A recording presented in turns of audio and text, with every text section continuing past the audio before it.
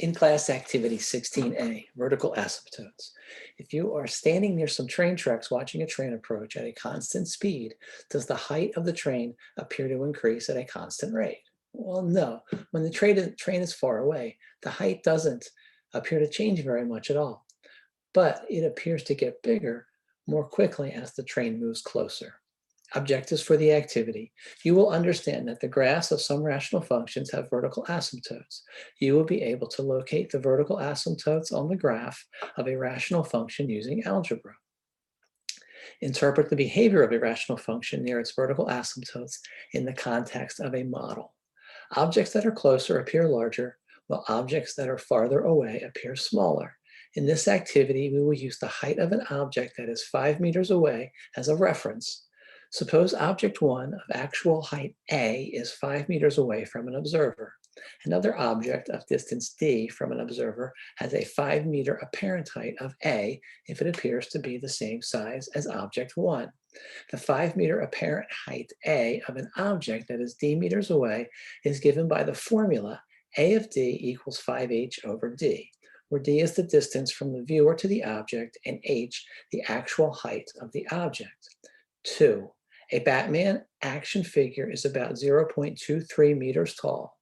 A basketball player is about 2 meters tall.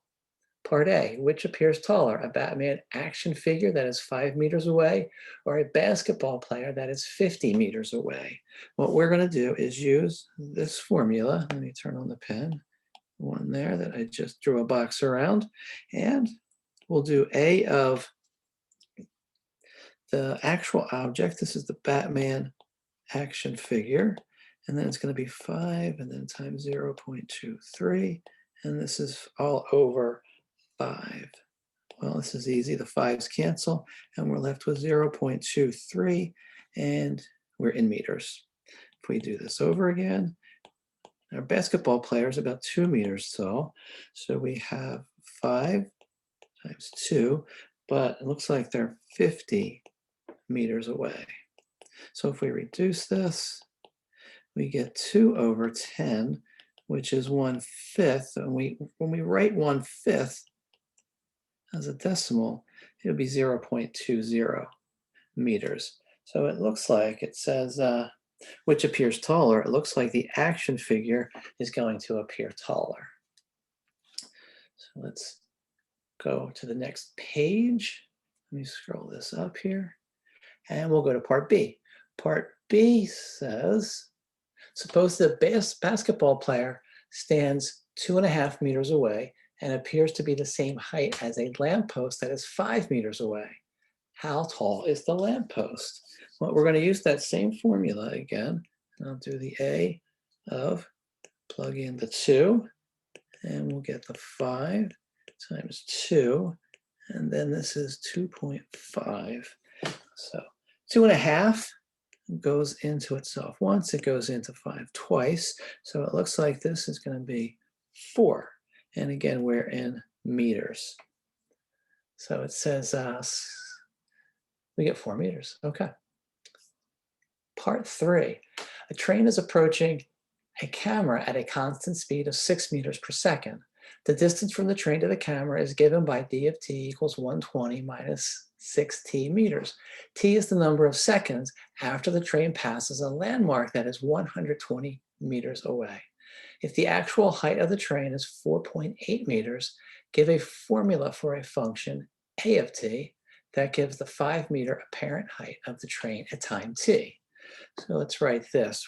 We know we're going to call it a of t, and that'll be equal to 5, we know, and then we are going to need 4.8 in the numerator, and then we're going to use the 120 minus 6t as the denominator. So we get 120 minus 6t as the denominator. And if we wanted to, I mean, we can even simplify this. 4.8 times 5, we could write that as 24. And then we still have the 120 minus 6t denominator.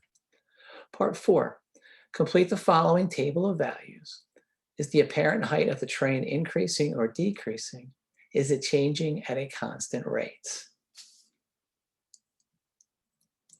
Okay, so what we'll do to complete the table of values, we'll do the line or the column row with 12 in it first. So we're going to take A of 12, and it's going to be equal to 5 times 4.8, or you can just use the 24, and that's all over 120 minus 6 times 12.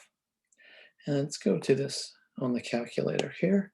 I'm just going to use the 24 for the numerator, and we'll divide this by 120 minus 6 times 12, and we get a half. So let's go back to where we were, and we get a half, which is the same thing as 0.5. If we do the same thing again, and I'm just going to, instead of typing it in, I'll just go second entry, and let's make that 14. So that's 14, and then we'll enter that. That's 2/3. So we'll go back over here, and let's write the 2/3.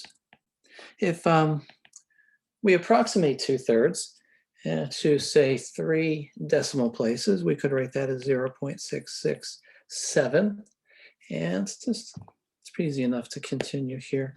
We're going to do second entry again, and what is it, 16? So we'll go enter, we get 1, and we'll do second entry again, and lastly 18. So 18, and we get 2, so 1 and 2. We get 1 and 2. Part 5. Complete the following table of values. Where is the train at time t equals 20? What is happening to the apparent height during the interval t ranging from 19 to 20? Okay, for 5, let me just scroll up here. We are going to fill in this table, and notice we using the time, we went in the previous table from 12 seconds to 14 to 16 to 18, and now we're going to be at 19, 19.2, 19.4, 0.6, and 0.8, and so forth. And what we're going to do is use the same formula. Just write this out at least the first time. We've been using 24 for the numerator instead of the 5 times 4.8. So I'll just write that here. And then we have 120 minus, and then it's going to be 6 times 19. Let me just go to the calculator and plug that in. So we get 24 divided by 120 minus 6 times 19, and we get 4. Okay. Let's go back here. And this equals 4. So I'll put 4 here, and then I'll do this one more time. So we have A of 19.2, then we have 24 over 120 minus 6 times 19.2, and second entry, it's going to go 19.2, close the parenthesis, and hit enter, and we get 5. Okay. You see what's going on here. Same thing, we're just plugging in numbers here. So this is going to be 5. If we continue this, what we're going to get is, I didn't work this out ahead of time, these numbers here, and finally 19.8 is going to give us 20. So the idea here, what this is trying to show you, is that in the last second, the 19th second from 19 to 20, the height, or the apparent height of the train, is becoming very, very large. Let's go to part 6. I'm just going to scroll up here a bit. It says using a graphing calculator or app to sketch the graph of A of t on the interval t from 0 to 20. Set the vertical range of your plot to go from 0 to 10. Label your axes and draw a dashed vertical line at t is equal to 20. Okay. This vertical line is called an asymptote. What is happening to the graph near this asymptote? So let's go back to the calculator. Just center that there. Okay. So let's go back to the calculator. I'm going to go to the y equals screen, And we're going to enter in the function. 1 second. Okay, so I have this entered into the calculator. Let's go look at this. So here's our calculator. On the y equals screen, I have the function entered in there. Let's just hit graph and see what we have. Okay, so the idea here is, notice that the origin on the horizontal axis, or what we would call the time axis in this case, from 0 to 20, at 0, 2, 4, 6, 8, nothing's really happening. I mean, the graph is increasing, or it's rising, but not by much. But from about 18, or especially 19 seconds on, 19 to 20, we're getting incredible change in the graph. It's shooting up extremely high, or extremely fast and high. So that correlates to what we saw in the last chart, where we went the 19.0 seconds, 19.2 seconds, and so forth. And we're asked to graph this. And that vertical line that you see, that vertical dotted line going through 20, it's not actually part of the graph. It's just showing you where the asymptote is. And what we're going to do, we've been asked to graph this. So let me go back and just draw a quick sketch of what's going on here. So there's our vertical axis. Here's our horizontal axis, which we label time. And this is our apparent height, the vertical axis.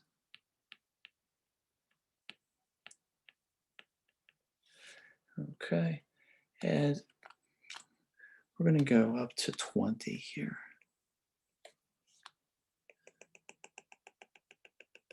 There's our vertical asymptotes. And let's see, halfway here is a 10 and so forth. Here's the origin, that's a 0. And the curve, it starts just above here. Nothing's really happening. And then when it gets close to 20, it's going to shoot up. Okay, and look something like that. So the graph becomes very steep as it approaches the asymptote, but it gets close to it, but the graph will never touch that vertical dotted line, or the asymptote we call it. Let's go to part 7. Suppose the camera is set to record a video of the approaching train. Describe what happens in the video during the interval when t at the time is between 10 and 20. Well, something we could say is during roughly the first 7 seconds, 8 seconds of the interval, nothing, too incredible is happening. The train is getting larger, but not by very much. But in the final 3 seconds, it starts getting really big until it fills the entire frame. And then after 10 seconds, when t is equal to 20, the train passes, or if the camera was in the way of the train, it would hit the camera. So that's what we could describe that. Part 8. And scroll up here, it says, now suppose that the train was traveling at a constant rate of 10 meters per second instead of 6 meters per second, and we're being asked to write this formula. So again, I'm just going to call this A of t, and we're going to get the numerator is not changed, it's still 24, and then we have the denominator will be 120 minus, now this is 10t. There we go. And now 9, consider the new version of A that you wrote in question 8. In the graph of this new function, where will the vertical asymptote be? Can you explain how to determine its location using the formula? Try sketching the graph by hand first, then check your work using a calculator or app. Okay, let me just move that all the way up there. So where is the vertical asymptote going to be? This time it's going to be at 12. Vertical.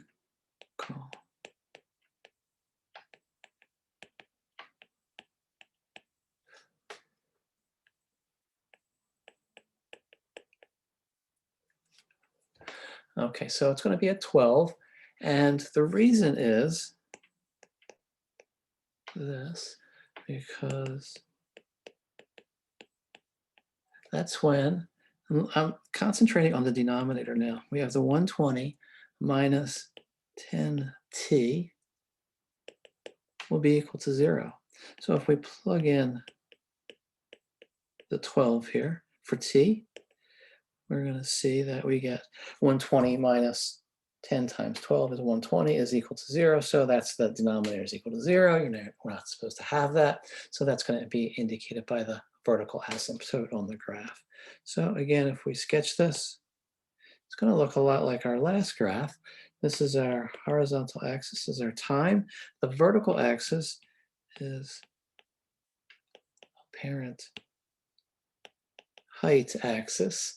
We're going to start at 0 here. We're going to go up to 12. Like this. We get a vertical asymptote there. And our curve